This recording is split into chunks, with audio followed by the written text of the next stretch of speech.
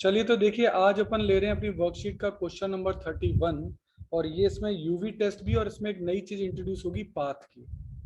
अब पाथ की चीज जब इंट्रोड्यूस होगी तो कैसे होगी देखते हैं। ये क्वेश्चन राजस्थान यूनिवर्सिटी 1981 में आया हुआ क्वेश्चन है। वैसे नॉर्मल क्वेश्चन है, ये आपके पॉइंट्स हैं O1 से O4 तक या D1 से D3 तक है, और इक्वल है तो डमी देने की जरूरत नहीं है। आप वैम से करेंगे तो ये सप्लाई दे रखी है, ये डिमांड दे रखी है। वैम से जब आप करेंगे तो ये ऑक्यूपाइड सेल आपके निकल जाएंगे। इसमें भी कोई नई चीज़ नहीं है, जो नई चीज़ आएगी वहाँ से समझाना चालू करूँगा। तो ये तो वही सब चीज़ें हैं। अब मैं ऑप्टिमिटी देख लें, m+n-1 होता है तो रो प्लस कॉलम -1 कर रहे हैं 6, तो 6 ऑक्यूपाइड सेल्स होने चाहिए, और 6 हैं हमारे पास, 1 2 3 4 5 6, तो 6 सेल्स हैं हमारे पास। तो यहाँ भी कोई दिक्कत नहीं है, और अभी तक जो क्वेश्चन है वो नॉर्मल रूटीन चल रहा है, कुछ भी नया नहीं आया।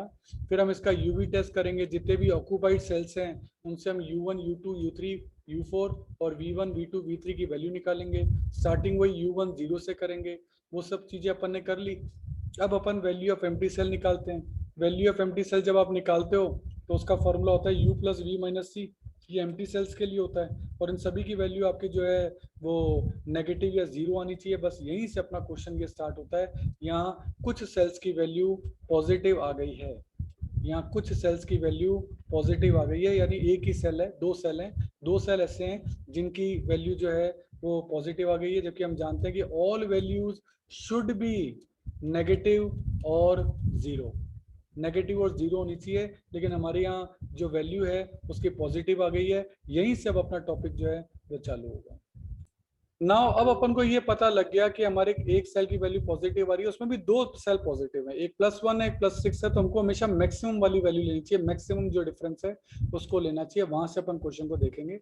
तो देखिए, हमारा जो मैक्सिमम सेल है वो अपना है ये वाला 2 + 7 - 3, 2 + 7 - 3, ये वाला सेल है। ये मैक्सिमम जो वैल्यू आ रही है ये वाली वैल्यू आ रही है, यानी बीच वाला सेल है। ये सेकंड 3 वाली जो वैल्यू है यहाँ से अपन को देखना है, यानी ये वाला सेल है 2 + 7 - 3, इस वाली वैल्यू की आज जो वैल्यू आ रही है वो आपकी +6 आ रही है, ये इसकी मैक्सिमम वैल्यू है।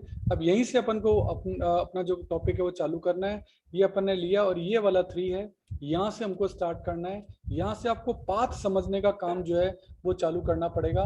देखिए, जो ऑक्यूपाइड सेल्स हैं वो ये वाले सेल्स हैं, ये सब आपके ऑक्यूपाइड सेल्स हैं जो कि आपने वैम से जो हैं वो निकाले हैं। और अब आपको यहाँ से जो पाथ है वो बनाना पड़ेगा, कुछ चीज़ें इसके अंदर चेंज होंगी, और उसके हिसाब से फिर अपन को चीज़ को करना पड़ेगा। तो ये क्या चीज़ है इसको अपन समझते हैं। तो जहाँ से आपकी वैल्यू मैक्सिमम आई थी वहाँ से आपको पाथ स्टार्ट करना है, और ये सभी ऑक्यूपाइड सेल में से जाएगा, ये बात ध्यान रखना।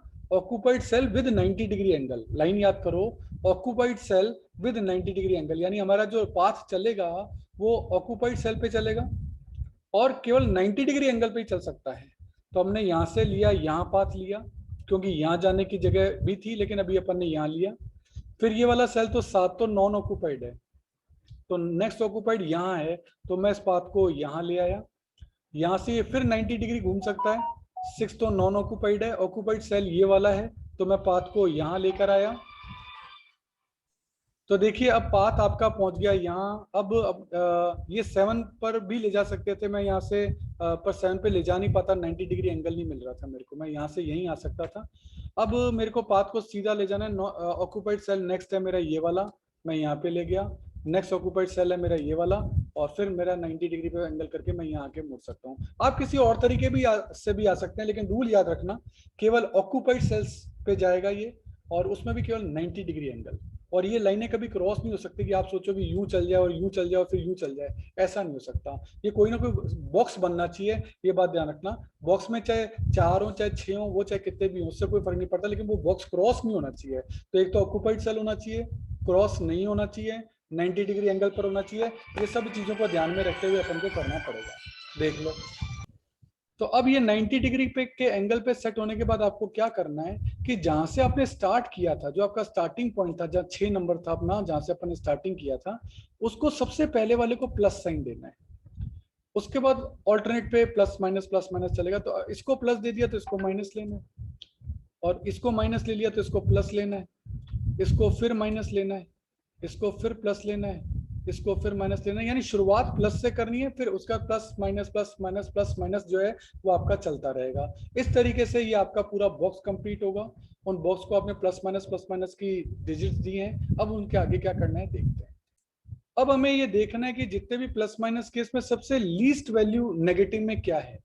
नेगेटिव में लीस्ट वैल्यू, तो ये नेगेटिव में 1, ये नेगेटिव में 1 और ये नेगेटिव में 2। तो हमने ये देखा कि नेगेटिव में ये 2 है, this is the least negative value. Least negative occupied cell जो है वो आपका 2 का है। तो अब आप क्या करोगे, इसको जो जो आपके साइन है उसके अकॉर्डिंग आपको चलना है।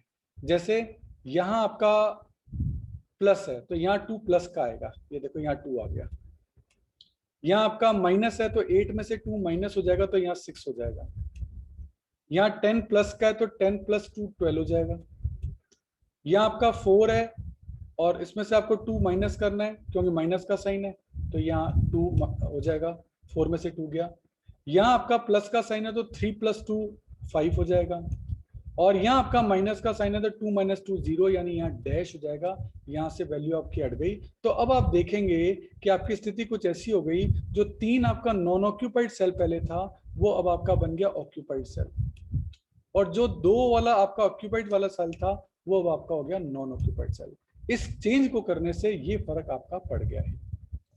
ये सब करने के बाद अपनी जो चीजें हैं, कुछ ऑक्यूपाइड सेल चेंज हो गए अपने, यहाँ चेंजेस आ गए, तो अब आप वापस से यूवी टेस्ट करोगे।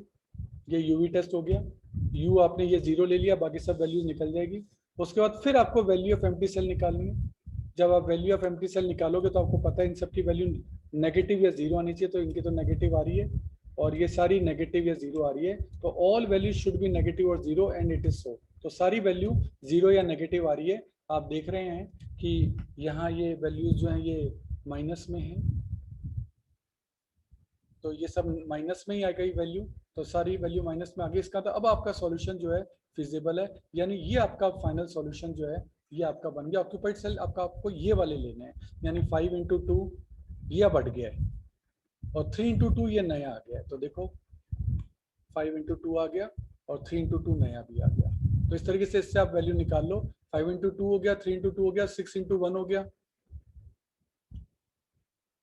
देन आपका यहाँ 7 × 4 2 × 1 12 × 2, 7 × 4 2 × 1 12 × 2, ये आपका ट्रांसपोर्टेशन का क्वेश्चन पूरा सॉल्व हो गया। ये आपकी मिनिमम ट्रांसपोर्टेशन कॉस्ट जो है वो आपकी आ गई। तो इस क्वेश्चन में हमको सीखने के लिए तो ये मिला कि जब भी आपकी वैल्यू, जब आप वैल्यू ऑफ एम्प्टी सेल निकालते हैं उनमें से कोई वैल्यू अगर आपकी पॉजिटिव आ गई तो जो मैक्सिमम पॉजिटिव वैल्यू है वहां से आपको पाथ स्टार्ट करना पड़ेगा। वो पाथ आपने यहाँ से स्टार्ट किया, 90 डिग्री एंगल पे चलेगा, क्रॉस हो नहीं सकता, और आपका केवल ऑक्यूपाइड सेल को कवर करना है। फिर जहां से आपने स्टार्ट किया वहां आपको सबसे पहले प्लस देना है, उसके बाद अगला माइनस होगा, फिर प्लस होगा, ऑल्टरनेटिव प्लस माइनस चलते रहेंगे।